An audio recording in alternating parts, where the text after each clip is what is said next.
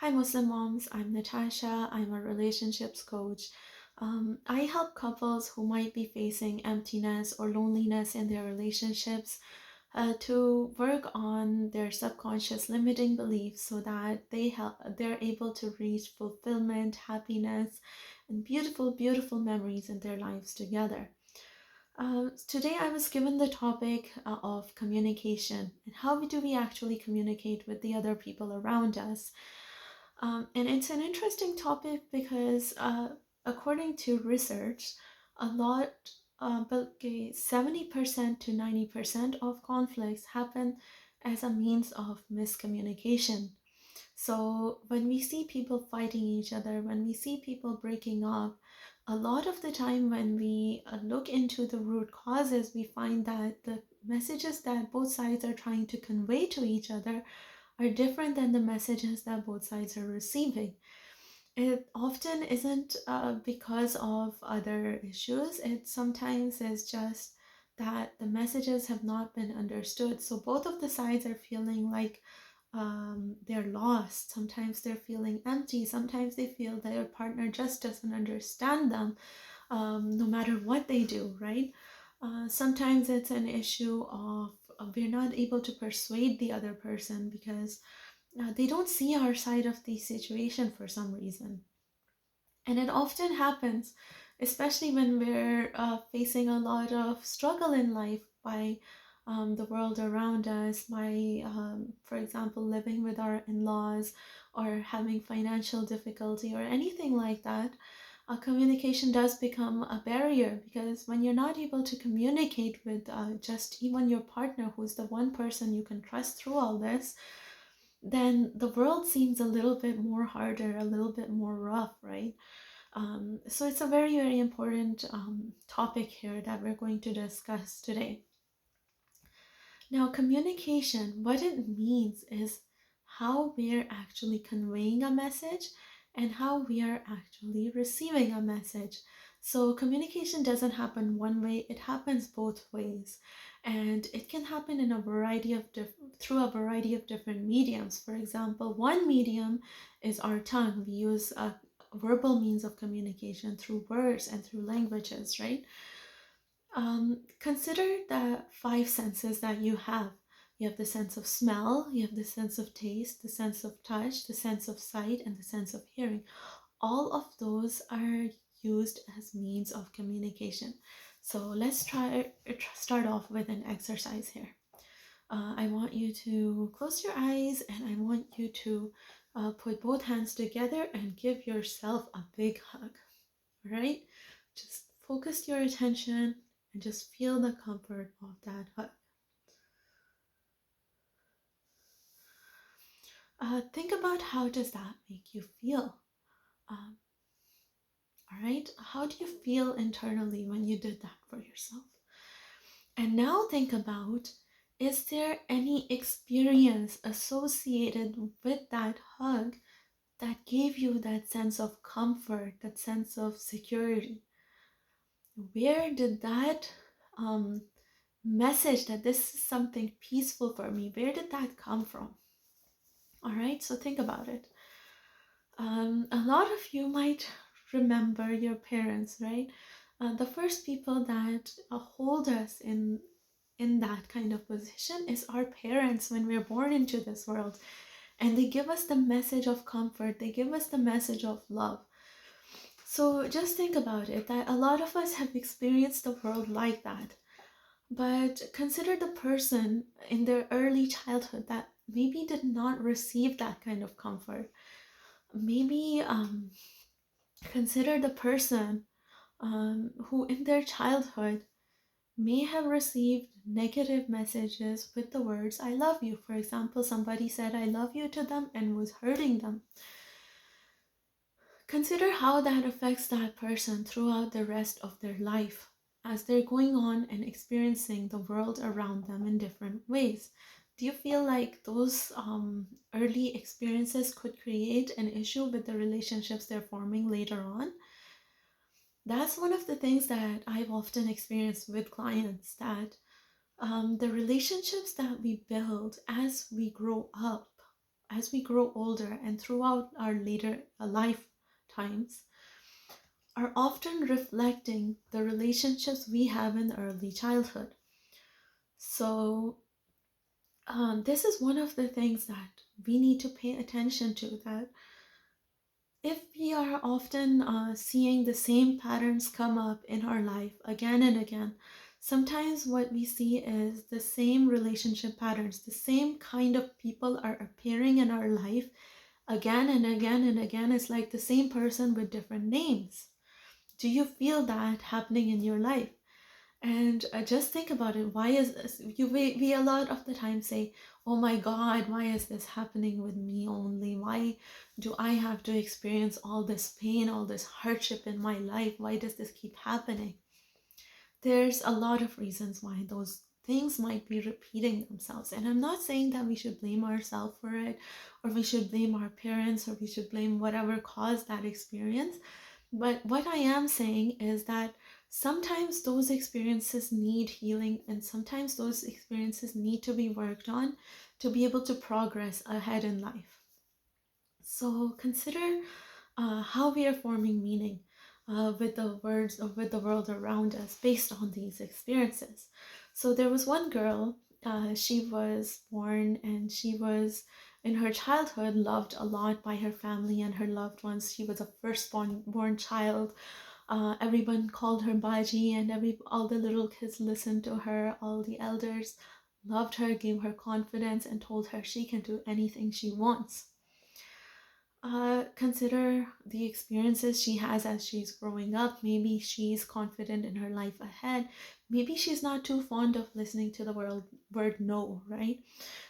Maybe she wants to be in that position where she's an authoritative figure, where she's managing other people, where she's managing other things around her. Maybe she's more of an extrovert than an introverted person.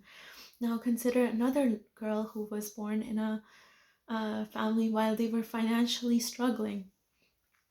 She was not able to get love and affection from her parents, and in order to get love, she had to move forward and do something. She had to get their attention somehow. She felt like if she didn't do that, she's going to lose the person that is meant to love her, her parents, right? Is she going to have an anxious attachment pattern as she grows up? Is she going to feel that other people are just going to leave her? Consider the girl that whose parents got divorced at a small age. I know a lot of us are single moms and a lot of us are struggling through this, where we feel like we have to go through a lot of difficulty, but if we stayed in a certain situation, we feel that maybe that would have been harder for our children, and we want to raise them to be good children, right? So we have to also consider that they're going through an experience and they're going to form the meanings that they derive of the world based on those experiences. So we want to use positive methodologies, positive wording. Even when we're talking about the past, try to be positive around them, just to give them an experience of love in their life, an experience of comfort, of security, of I don't have to feel myself divided uh, when I'm growing up. I am a whole being in myself, and I can make choices, I can make decisions in life. So, all of those things. Oftentimes, I would be talking to other people, and I've realized this a long time ago when I had struggled in my own relationships, that the world that I see around myself is not the same as the world that other people are experiencing. So the world that I've grown up in and the world that my husband or my spouse grew up in might be an entirely different world. And because of that, I can't be so much judgmental on them, right? I can't expect them to understand every single thing I say. Oftentimes, the other person only understands me based on what I've said or what I've done with them, right? So I want to create a positive experience in my life. So I'm going to create positive, good memories for myself. A lot of times it starts with just being able to understand our own being, our own self, and being able to love and care and nourish ourselves. So then now we can spread love to others, right? Let's do an experiment, all right? Let's consider that we, let's consider what kind of messages we're giving to others on a day-to-day basis. So what I want you guys to do is maybe keep a pencil and paper in your hand, or just put it somewhere in your house. Throughout the day, you're going to be doing daily tasks, but one moment in the day, you're going to just pause everything, and just, or maybe it's like you go near that pen and paper, or maybe it's a certain time you've set throughout the day, and write down that what are my thoughts in regards to myself? What are my thoughts in regards to other people? What message am I conveying right now to other people in regards to myself? Sometimes what happens is we might be frustrated about a situation, right? And that's the message that we're conveying, but we don't realize it. Why? Because um, our wording, our actions might be conveying one thing, but our intentions are conveying another thing. My intention, if I am angry on a matter and I'm keeping it inside myself, locked up throughout the day, it's going to show up on my face. And I might be telling my partner, oh yeah, I love you and I care about you, and that's why I'm doing all this housework. It's not going to be understood. It doesn't matter what I do, right? If internally I feel one thing, it's going to send the energy to the other person. In the same way, our gestures are conveying a language of their own to the other person. If I'm sitting with my arms crossed like this, and my husband comes home and I'm like, hey, you know, you're not giving me attention today. And I'm sitting like this. And the moment my husband tries to approach me, I'm like, gives the message that I'm not interested in communicating and talking and getting your attention right now. I need you to go away. And if I'm sitting like this and I see my husband go away and I say, hey, I was angry and upset, I needed him to take care of me right now, and now why did he go away? That's going to send that's not something I should be complaining about, because on the other hand, I'm sending the message. So when I started to get into this field, and when I started working on my own relationship, I was one of those people that shares what I'm learning with the people around me. So I shared a lot of this with my husband as well, that I'm getting this vibe from you right now, that the things you're saying might be different than the things that you're trying to say. Or how are you feeling right now? Maybe, let's do this experiment together. So these are the things that we often fail to pay attention to, because we have so many standards, we have so many expectations, and those expectations themselves become barriers to our communication with our partner. If I'm expecting that my husband comes home and treats me to something and takes care of me, asks how I'm doing, and I'm conveying another message, the communication is not going to work. In the same way,